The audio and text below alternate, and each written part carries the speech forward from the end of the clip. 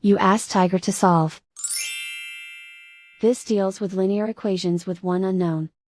The final result is x equals 77,500. Let's solve it step by step. Group all constants on the right side of the equation. Add 40,000 to both sides. Simplify the arithmetic.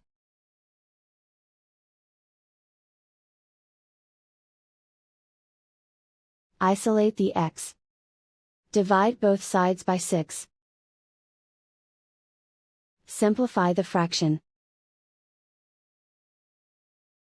Find the greatest common factor of the numerator and denominator. Factor out and cancel the greatest common factor. And so the final result is x equals 77,500.